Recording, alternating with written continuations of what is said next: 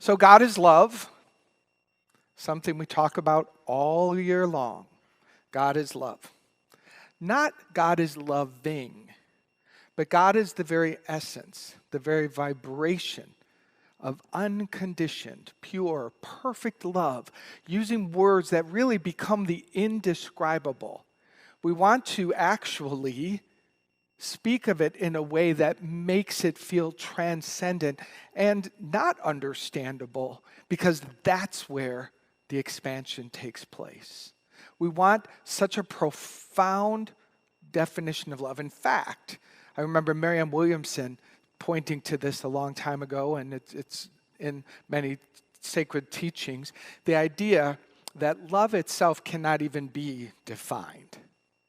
It is such a profound quality of being, and that is synonymous here with God. That is who God is. God is love. And what does love do? Love is patient. Love is kind. Love is never jealous or rude. It is humble. It is healing. Love is the light that dissolves the darkness. Obviously, we understand that in the physical world, but love is the light that heals the darkness in our mind. Love is the light that brings hope and possibility to the parts inside of ourselves that are stuck in fear, unknown and uncertain. Love really is the way. It is the way. And this was what was coming into the world, Jesus. A Savior was to be born, saving us from this darkness, saving us from the belief that we're separate from God and all of the suffering that was being repeated inside of that belief. You see, when you have a strong belief about yourself, one that is less than loving and true, that becomes your perception of life. And you project that onto the world, and then the world looks like that. And then you're stuck in this horrible loop. I'm not good enough. I'm not this. I'm not that. And then the world begins to show you that, and you begin attracting proof of that. And love is what comes in and stops that game, dissolves that, and reminds you, hey, you are not that which you believe. You are so much more. In the story, we find Mary and Joseph traveling to Bethlehem to give birth to Jesus. I don't know about you, but I did this week. Did you ever stop to think about how they acted towards each other? Like, when I think of this story, everybody's perfect, right? They're like the Brady Bunch. Everyone just gets along. When they have a little problem, it's just kind of cute. And within 22 minutes, they resolve it. Right? They're just riding along in their donkeys, enjoying the weather, singing traveling songs, 99 bottles of beer in the wall. I mean, that could have happened, right? I mean, even the story sets us up. I mean, Mary was a virgin, the Holy One, which, by the way, take this in, virgin translated actually simply meant young lady. She was just, isn't that interesting? That'll blow some ideas in the mind, right? Just meant young lady. I mean, did they fight? Was Mary moody? Was Joseph depressed? Did they struggle with normal things? I have this fantasy of you going home and talking to your neighbor says, oh, our church today, our minister spoke of love and kindness. What did you guys talk about? And you go, our minister talked about Mary being moody and Joseph being depressed. I actually want you to do that. I want you to videotape it. Were they normal? Because here's the problem with the story. The story makes things magical. It adds the Disney sparkle to it. And those are fun for stories, but in this particular case, cultures upon cultures and generations upon generations, making this a magical story, a story of specialness for someone else, excludes us. and the story becomes about someone and something else out there. That's how we all pretty much have grown up, yes? But here at Unity, the magic of Unity is that we teach the internal experience of this. So we're calling you to a deep ride. We're calling you to say, I am that love. And so what does the birth of that in me look and feel like? How does this season become our own personal journey of rebirth, of awakening to this love? And every time I talk about love, and I can't count the sermons that I've given over 20 years on this topic, I can't count them. But it's always, how can we have a more expansive idea than how we experience it? This is the invitation, to move beyond conditions, even a step or two, to expand our understanding and experience of it. Course in Miracles says, somewhere, perhaps you think that different kinds of love are possible. Perhaps you think there's a kind of love for this, a kind for that, a way of loving one, another way of loving still another. Love is one. It has no separate parts and no degrees, no kinds nor levels, no divergencies and no distinctions. It is like itself, unchanged throughout. It never alters with a person or a circumstance. It is the heart of God and also the heart of his sons and daughters. This is an expansive idea of what love is. Love that cannot be separated. Love that cannot be special for one and not another. Just take a moment and consider that, because it's not how you do love. You have sliced it and diced it and decided how much goes here and how much doesn't go there and what it can look like here and what's acceptable here. We have spent our whole lives in a different experience, mostly, than that. But this is what makes this holiday season something expansive, something personal. Is, are you willing to give birth yourself to a new expanded idea of what love is inside of you? And as that which you give to the world, how you experience the world. This is where the holiday story becomes alive today, now, inside of each one of us. And that's what really excites me. That's what really turns me on about the holiday season, is making it personal.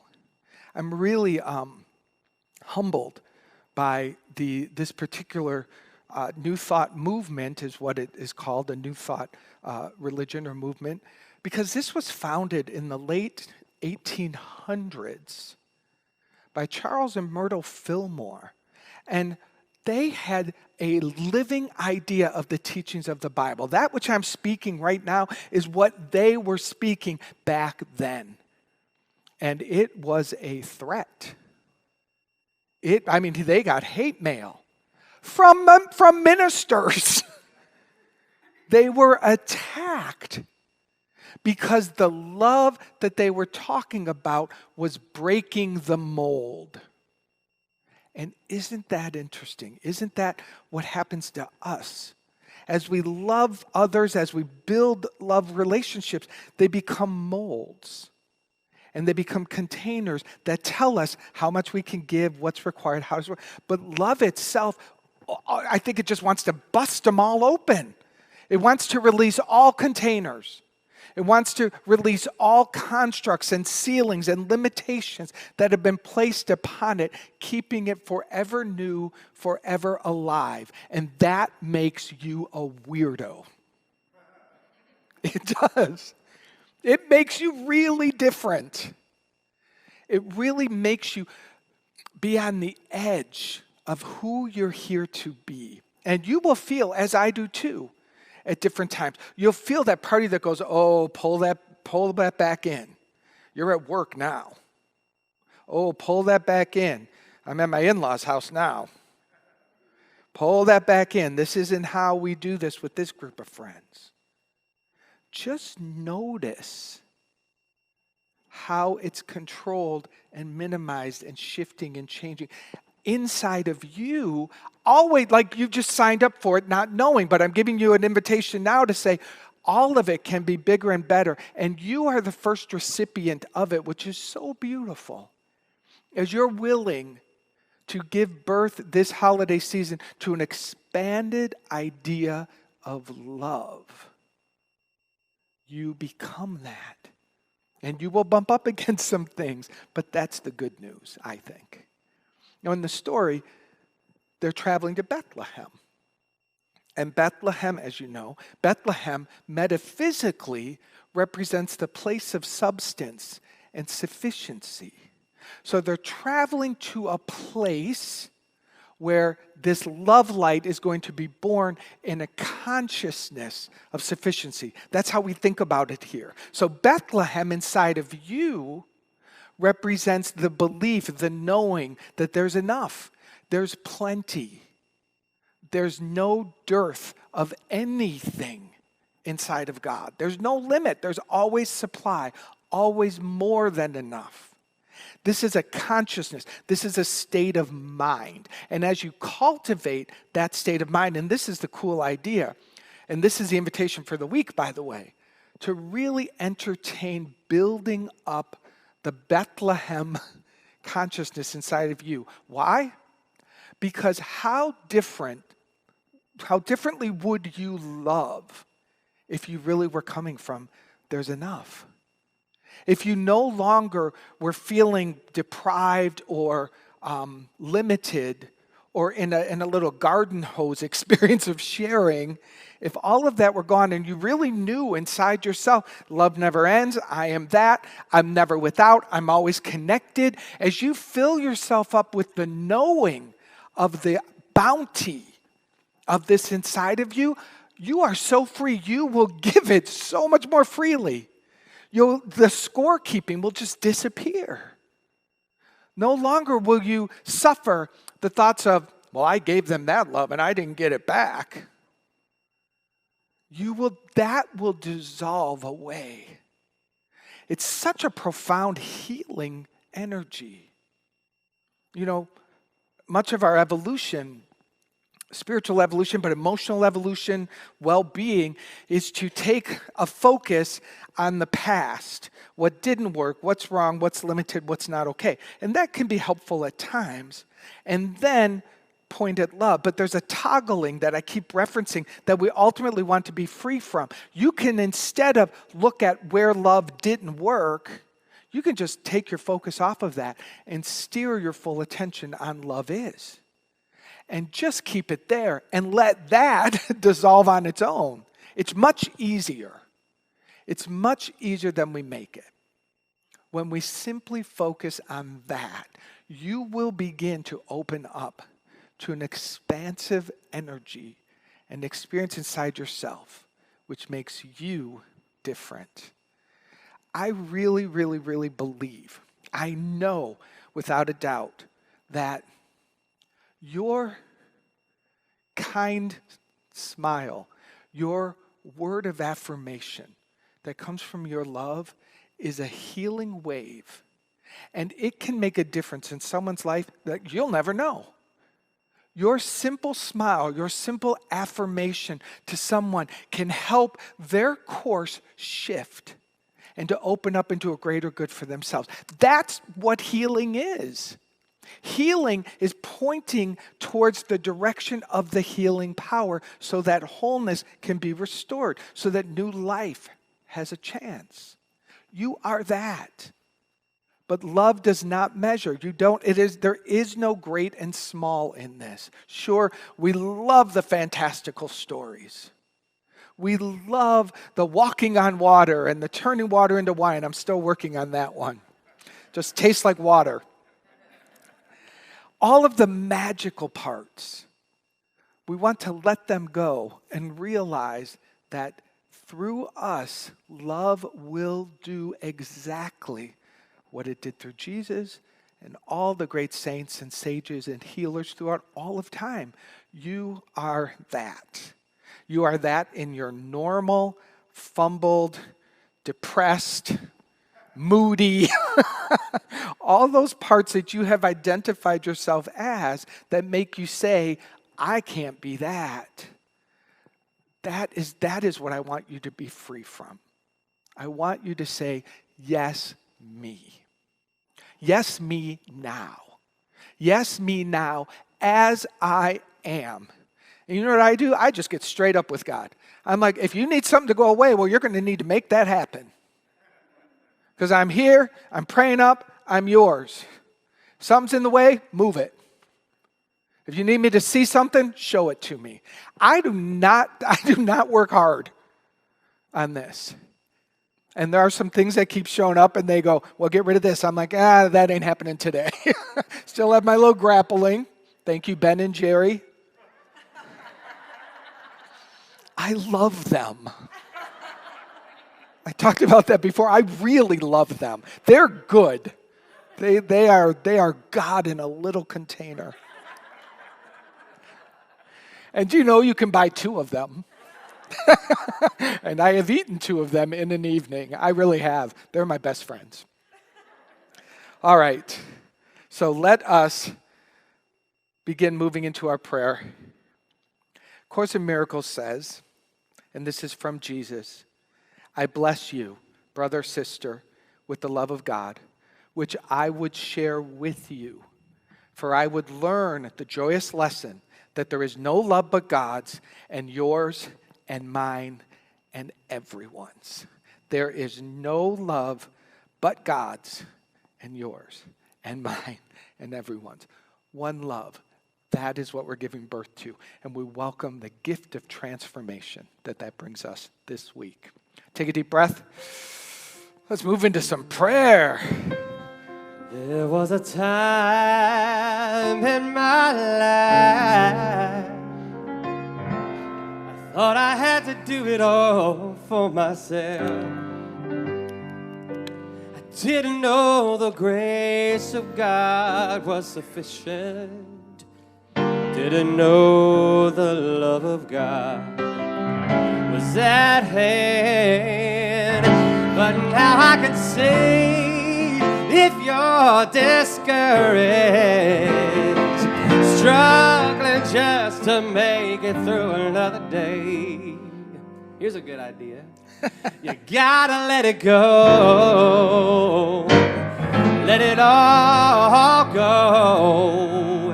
And this is what you have to say. Woo! I release and I let go. I let the Spirit provide life.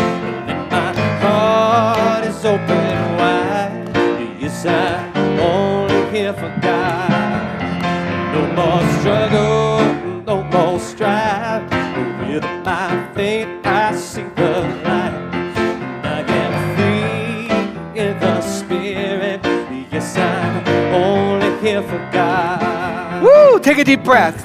Because it is in this moment that we know and affirm that we are only here for God. Because God's love is all that there is. There is no other. And we allow this truth, this light, into the darkness, into every false spot, every wrong idea about ourselves. We surrender it all and we say, God's love, I am. God's love, I am. We release all other projections, made up ideas, false identities. This is the moment of transformation. This is the moment where we allow this light to heal us and to align us and to reveal the grace and the glory of God, where you go, I'm only that. That's all I've ever been. That's it. That's it. And that ends the sentence. God is, period. A fantastic sentence. We release and we let go of absolutely everything else in this moment. God is, God is, God is. Take a deep breath.